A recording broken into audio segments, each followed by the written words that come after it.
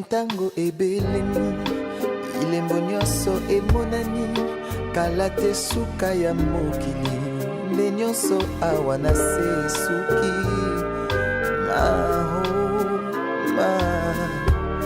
Oh, Yawe papa, Mungu natondi na nkanda, lokola ntambo akongoloma, solo alingi nde koboma, kopanza pe koyiba, bontango na ye tikali moke. Bien-aimés dans le Seigneur, shalom, shalom. Merci beaucoup de vous connecter nombreux sur notre chaîne YouTube Ministère Jésus-Christ appelle au salut. Nous sommes très flattés de vous savoir nombreux à vous abonner. Si vous n'avez pas encore fait, abonnez-vous massivement sur notre chaîne YouTube Ministère Jésus-Christ appelle au salut.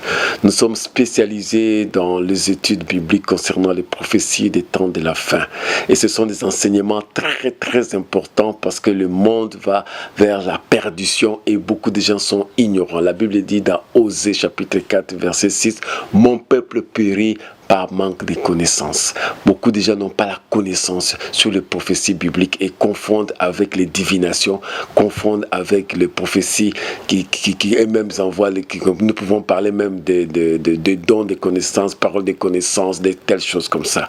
Mais remettons-nous dans la saine doctrine pour bien comprendre les prophéties bibliques et bien comprendre ce que Dieu a parlé pour ce peuple. Amos 3, c'est le dit, le Seigneur ne fait rien sans avoir annoncé son secret à ses saints prophètes, à ses serviteurs. Et nous sommes les serviteurs de Dieu que Dieu utilise pour interpréter. Aujourd'hui, nous allons parler, continuer de ce que nous avons parlé la fois passée, c'était Babylone la Grande. Aujourd'hui, c'est la suite, Babylone la Grande. Nous allons prendre notre passage dans Apocalypse chapitre 17 à partir du premier verset jusqu'au verset 5. Nous lisons au nom de Jésus. Puis un des 7 anges qui tenait les 7 coupes vint et il m'adressa la parole en disant, « Viens, je te montrerai le jugement de la grande prostituée qui est assise sur les grandes eaux. C'est avec elle que le roi de la terre se sont livrés à l'impudicité et c'est du vin de son impudicité que les habitants de la terre se sont enivrés. Il me transporta en esprit dans un désert et je vis une femme assise sur une bête écarlate, pleine de noms de blasphèmes, ayant 7 têtes et 10 cornes. Cette femme était vêtue de pourpre et d'écarlate et parée d'or, de pierres précieuses, de perles. Elle tenait dans sa main une coupe d'or remplie d'abominations et d'impureté de sa prostitution. Sur son front était écrit un nom, un mystère, Babylone la Grande, la mère des impudiques et des abominations de la terre. Sur son front était écrit un nom, un mystère, Babylone la Grande. Donc la suite. Alors Babylone la Grande, nous avons défini, c'est un système politico-religieux. La partie politique, c'est une puissance. Quand on parle de bêtes, c'est une puissance, un État, parce que tous les États sont représentés par une bête prophétiquement. Au Congo, nous, c'est les léopards. Donc, on met une tête de léopard, c'est les totems, c'est la bête qui représente le Congo. Mais bibliquement parlant, les nations ont aussi une certaine représentation à partir des bêtes. Nous avons vu que Babylone était représentée par les lions, et puis l'Empire médo-perse par un ours, et puis il y avait les Grecs représentés par un léopard, et finalement, l'Empire romain, c'était une bête qui, on l'a dit, extraordinaire. C'est dans Daniel, vous lisez dans le livre de Daniel et dans Apocalypse chapitre 13, et tout cela, c'est ce qu'on vient de dire. Alors, qu'est-ce que nous pouvons dire de Babylone la Grande? Comme la Bible dit, c'était un mystère. Les mystères doivent être révélés, parce que les mystères sont cachés. Et Dieu révèle à son peuple les mystères pour que nous puissions savoir ce qui doit arriver. Amos chapitre 3, 7. Le Seigneur révèle toujours les mystères à son peuple. Aujourd'hui, c'est dans l'église que le Seigneur révèle son mystère. Ceux qui sont en dehors de l'église ne peuvent rien comprendre. Parce que ce qui se passe aujourd'hui dans le domaine politique, dans le domaine religieux, dans le domaine social, il y a des choses, il y a des événements que personne, s'il n'est pas dans la Bible, s'il n'est pas dans l'Église, s'il n'a pas la révélation prophétique, ne peut pas interpréter. Le monde, par exemple, le monde se prépare à un nouvel ordre mondial, c'est-à-dire qu'il aura un gouvernement mondial qui va régner, qui va prendre autorité sur tout, parce que c'est l'accomplissement d'Apocalypse chapitre 13, il régnera sur tout. Et là, vous voyez que c'est déjà inscrit. Alors, cette partie politique de Babylone la Grande, nous savons qu'en 1992, c'était l'Union européenne qui est une renaissance de l'Empire romain. L'Empire romain d'Occident a eu son déclin en 476 après Jésus-Christ. Après, il y avait des morcellements, des petits empires comme la France était venue après, c'était le royaume de France, il y avait les royaumes des Germains qu'on appelle les Allemands, il y avait plein, il y avait les Belges partout. Mais finalement, aucun roi n'a pu, ou aucun empereur n'a pu réunir encore l'Empire romain comme c'était à l'époque d'Auguste, à l'époque des empereurs ou de César. Et en 1992, avec les traités de Maastricht, finalement, ils ont pu avoir une Union européenne qui, on peut dire qu'elle vient, cette Union européenne vient de la communauté économique européenne, qui elle-même vient de Benelux. Donc, il y a eu des traités de Rome en 1957 avec la CEE. Alors, c'est ça la partie politique. Bon nombre peuvent se demander comment se fait-il qu'aujourd'hui, l'Union européenne, c'est-à-dire en 1992, a pu prendre corps, alors qu'avant, c'était impossible. Ces gens ont essayé de réunir l'Europe. Charles Quint, Napoléon, Hitler, tous ces gens-là ont voulu conquérir toute l'Europe, mais c'était pas possible. Aujourd'hui, nous avons une Union européenne. C'est déjà la partie politique de Babylone la Grande. Babylone la Grande, c'est un système qui combat toujours le peuple de Dieu. C'est pourquoi les peuples de Dieu sont, si je peux dire, sa ville est représentée par Jérusalem. Vous avez vu que dans notre premier épisode, notre première partie, nous avons dit que Babylone avait détruit Jérusalem en 587 avant Jésus-Christ. Et en l'an 70 encore, Rome est venue détruire Jérusalem. Et tout ça, ça montre qu'il y a un système qui combat toujours un autre système. Donc le système politico-religieux de la Babylone la Grande combat le système de Dieu, le système religieux, le système que Dieu lui-même a instauré ici, c'est le peuple de Dieu, Israël en l'occurrence. Aujourd'hui, c'est l'Église. Alors l'Église est aussi combattue par ce système qu'on appelle Babylone la Grande. Alors la deuxième partie du système politico-religieux de Babylone la Grande, c'est la religion. Et la religion ici, c'est cette puissance-là écuménique, cette puissance que vous voyez dans toutes les, je peux dire, les religions qui se réunissent. Il y a des religions mondiales, congrès des religions mondiales. Ils se réunissent autour des papes, autour de l'église catholique. Il y a les églises protestantes, les églises évangéliques et même les églises non chrétiennes qui se réunissent. Tout cela, comme vous avez vu dans Kazakhstan, chaque 3 ans, il y a les congrès des religions mondiales. Là, vous avez même les Dalai Lama, vous avez les chamans, ce sont on peut appeler des sorciers de l'Amérique centrale, en Amérique ou bien en Amérique latine. Donc tous ces sorciers-là, ils sont dans une religion, comme en Afrique ici, c'est la religion qu'on appelle aussi le vaudou qu'on a aussi en Afrique. Ils se réunissent tous chaque 3 ans, et là maintenant, ils font ce qu'ils appellent les congrès des religions mondiales. Donc ils se sont réunis pas pour rien, c'est pour, la Bible dit dans Apocalypse 13, pour préparer une religion. De là viendra maintenant le faux prophète qui va adorer, qui va amener le monde à adorer l'antichrist, selon Apocalypse 13 toujours. Et cet antichrist viendra du système politique et il aura une autorité que Satan lui donnera. La Bible dit les dragons lui donneront une autorité. Alors aujourd'hui, qu'est-ce que nous voulons insister?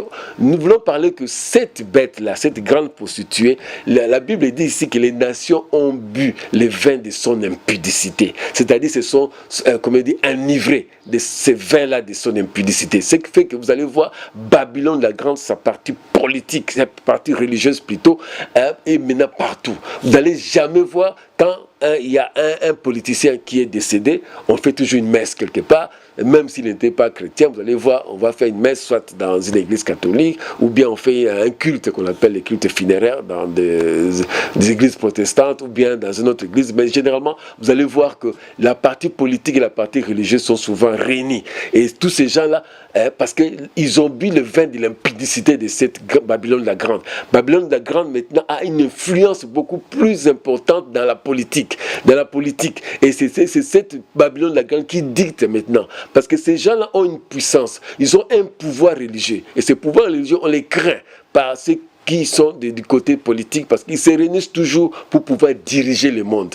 Et dans les loges sataniques et maçonniques, comme la franc-maçonnerie, comme les messages des Graal, comme les Bilderberg, tous ces gens-là qui se réunissent, ils savent qu'ils ont besoin d'une puissance religieuse. Et la meilleure façon d'avoir une puissance religieuse, c'est d'avoir une mainmise sur la politique. C'est pourquoi même quand il y a des élections partout dans le monde, ces élections-là sont dirigées et guidées par ces puissances qui sont politico-financières. Ils ont beaucoup d'argent, ce sont des multinationales. Ils font tout que les candidats qui vont passer soit un de leurs candidats. Ils peuvent manipuler même les élections, les résultats des élections, pourvu que leur candidat puisse passer. Et quand ils passent, ils vont prêter allégeance à ces francs-maçons, à ces dirigeants qui sont dans la loge satanique maçonnique. Et c'est ça la grande Babylone, et ce qu'ils font dans les secrets. Quand vous prenez un président des États-Unis qui s'appelait Roosevelt, Franklin Roosevelt, il a dit ceci. Quand vous voyez un événement arriver, ça signifie que cet événement a déjà été préparé dans les secrets. Donc dans les secrets, on prépare des choses qui arrivent. Aujourd'hui, les gens ont eu peur de Covid, coronavirus, mais ils disent que si vous lisez certains documents, dès les années 2000, il y a eu des gens qui ont dit qu'il y aura une pandémie. Une pandémie, c'est-à-dire une épidémie qui touche le monde entier, le globe terrestre qui coule partout, donc qui est répandu. Ils avaient déjà prévu cela. Il y en a eu beaucoup, mais avec l'ampleur que le Covid, le coronavirus 19 a montré, cela on soupçonne même que ça a été préparé dans les laboratoires, mais on n'a pas de preuves. Mais ce qui est vrai, le Roosevelt a dit qu'on prépare tout. Donc, même les élections, même un événement politique, même certains troubles, tout ça c'est préparé pour que le monde un jour arrive à accepter ce nouvel ordre mondial, ce gouvernement mondial duquel viendra un dictateur qu'on appelle l'Antichrist. Babylone la Grande est dangereuse dans quel sens? Parce que Babylone la Grande a même influencé les églises pour que les églises, au lieu de prêcher Jésus-Christ aujourd'hui, on prêche ce qu'ils appellent Cyrus. Vous allez voir, Cyrus dans le monde mystique, il a une représentation de Jésus-Christ. C'est comme Christ. Chez nous les chrétiens, nous parlons de Jésus-Christ. Mais dans ce monde-là, le Christ est représenté par une autre forme qui s'apparente, vous allez voir, avec une croix et qu'ils appellent Cyrus, qui est en fait cet esprit-là. Et ils ont maintenant induit cet esprit, ils ont mis cet esprit dans certaines églises apostates. Au lieu de prier Jésus-Christ de la Bible, ils vont prier ces faux Jésus-Christ là-bas. Comment on peut comprendre dans une église qui est censée marcher dans la crainte de l'éternel, marcher dans la sanctification, mais les gens se complaisent de vivre dans l'impudicité, vivre dans l'adultère, vivre dans la fornication, du pasteur jusqu'au simple fidèle. Et c'est devenu monnaie courante. Cela signifie qu'ils ont bu le vin de l'impudicité de cette Babylone la Grande. Ça, c'est sur le plan impudique, ça veut dire le plan physique. Maintenant, sur le plan spirituel, ils ont fait entrer des esprits. C'est ce que la Bible dit. Je vis 3 esprits impurs sortir des dragons, sortir de la bête qui monte de la terre et sortir de la bête qui monte de la mer. C'est-à-dire un mauvais esprit qui sort de Satan lui-même, un mauvais esprit qui sort des faux prophètes et un mauvais esprit qui sort de l'Antichrist. Ces 3 esprits, quand ils viennent sur terre après l'enlèvement de l'Église, ils vont maintenant corrompre, amener l'humanité dans l'idolâtrie pour adorer de plus en plus encore Satan et s'éloigner de Dieu. Parce qu'ils vont maintenant blasphémer contre Dieu. Et c'est le moment le plus dangereux. Maintenant, ils sont préparés. Vous allez voir que dans les églises aujourd'hui, ce qui compte, c'est ce qu'on appelle la politique financière. L'argent a beaucoup plus d'importance que la parole de Dieu. Et pourquoi nous le disons? Les églises tournent tout autour de l'argent. Nous savons que l'argent est important pour amener l'évangélisation, pour soutenir, pour appuyer l'évangélisation. Mais ici, c'est l'argent qui est en premier lieu, c'est-à-dire le pasteur, chaque fois qu'il y a les offrandes, il doit savoir c'est entré combien. Et si ce peut, on refait encore les offrandes, on dit aux fidèles, vous n'avez pas mis suffisamment, ajoutez pour atteindre un tel montant. On fixe même, alors que la Bible dit dans 1 Corinthiens, que chacun doit donner délibérément et volontairement selon qu'il a résolu de donner. Vous ne pouvez pas fixer aux membres de donner $1000, $500, $100. Non, ce n'est pas biblique de fixer. Chacun donne donne ce qu'il a voulu. Mais aujourd'hui, dans les églises, on insiste sur l'argent. Ça peut même prendre 1 heure, 2 heures, aussi longtemps qu'on n'a pas atteint les chiffres. L'église, on dit que les cultes ne s'arrêtent pas. On fait même que notre tel groupe a donné autant, tel autant. Donc, comme on n'a pas atteint les chiffres, on rentre. Donc, c'est maintenant dirigé par la politique financière. Et ça, c'est ce qui est dangereux parce que la sainte doctrine n'est plus dans la Bible. La sainte doctrine est rejetée. C'est ce que nous appelons l'apostasie.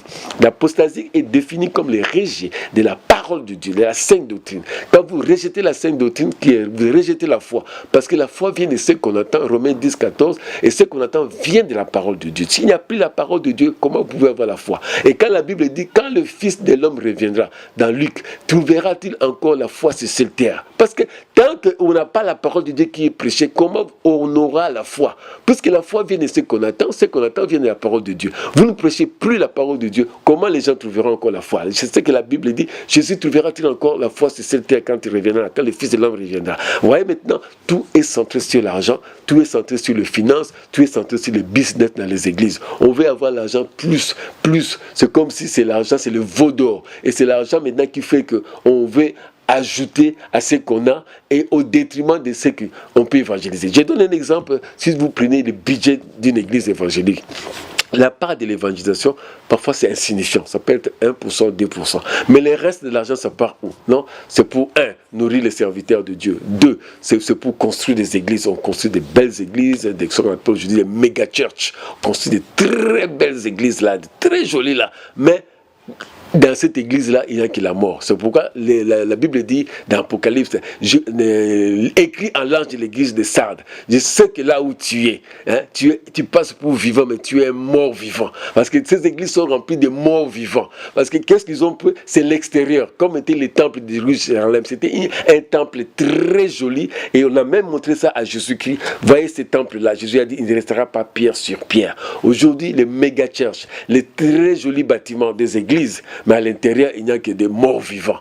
Écrit à l'ange de Sardes, à l'ange de Thyatire, à l'ange de Éphèse. Voilà ce que je te reproche. Donc Dieu est en train de reprocher l'église des temps de la fin, que ces églises des temps de la fin, ce sont des morts vivants qui sont là-bas. Parce qu'on a mis l'argent en premier lieu, mais pas la parole de Dieu. Alors nous chutons maintenant sur ce point-là que Babylone la Grande a enivré toutes les nations de ce vin d'impudicité. Cette impudicité-là, c'est adorer d'autres dieux que Jésus-Christ lui-même. En dehors de Jésus-Christ, c'est l'idolâtrie. Aujourd'hui, c'est l'argent qui est adoré dans les églises. L'argent est très important, je l'ai bien dit, ça nous sert à évangéliser. Mais avant tout, c'est la parole de Dieu. Il faut mettre beaucoup plus d'argent dans l'évangélisation que mettre beaucoup plus d'argent dans les constructions. Les constructions, c'est aussi joli, c'est bien. Mais quand l'église n'évangélise pas, l'église est plus dans la socialisation et plus dans le communautarisme. Nous nous éloignons de la sainte doctrine où pour gagner les âmes, nous avons besoin de donner aux missionnaires l'argent pour aller encore plus loin. Les missionnaires ont besoin d'argent. Ceux qui vont en Europe, qui vont en Afrique, qui vont partout, c'est là avec l'argent qu'ils vont voyager. Ils ne vont pas voyager avec la Bible pour dire non à l'hôtesse de l'air ou bien aux agences de voyage. Je vous donne la Bible, donnez-moi le billet. Non, c'est l'argent. Mais c'est cet argent-là que nous avons besoin pour évangéliser. Et non l'argent pour simplement montrer que j'ai de belles voitures, j'ai de Rolls-Royce, j'ai des Hammer, j'ai des Prado, j'ai des villas, j'ai des vestes qui coûtent cher, tout cela, j'ai des gardes-corps, j'ai autant, c'est ça que moi je suis en train d'appeler l'argent a pris la place de la sainte doctrine dans la parole de Dieu. Donc rentrons dans la sainte doctrine. Attention, Babylone la Grande qui a influencé toutes les politiques, qui a influencé toutes les nations avec son vin d'impudicité, c'est-à-dire de faire entrer des dieux étrangers qui sont généralement le spiritisme, les mbikoudi, le faux dieu. Tout ça, c'est entré dans les églises parce que les églises ont abandonné la sainte doctrine de Dieu. Si tu n'as pas encore reçu Jésus-Christ, bien-aimé là où tu es, Dieu t'appelle à la repentance. Quittez Babylone la Grande, fuyez Babylone la Grande, dit la Bible dans l'Apocalypse. Fuyez, venez à Jésus-Christ. En Jésus-Christ, vous aurez la vie éternelle. Quand il est dit dans Jean chapitre 1, verset 12, à tous ceux qui l'ont reçu, il leur a donné le pouvoir de devenir enfants de Dieu. Repentez-vous. Quittez l'impudicité de la grande Babylone, venez à Jésus-Christ pour votre vie. Que le Seigneur vous bénisse, abonnez-vous massivement sur notre chaîne YouTube. Nous allons nous retrouver prochainement. Que Dieu vous bénisse.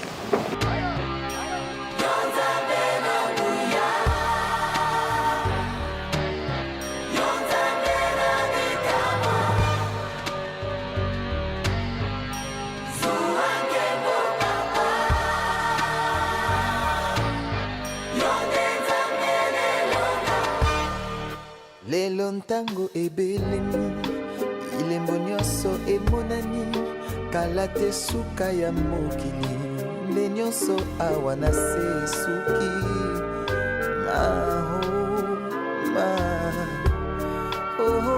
yawe papa Mungu natondi na nkanda lokola ntambo akongoloma solo alingi nde koboma kopanza mpe koyiba mpo ntango na ye tikali moke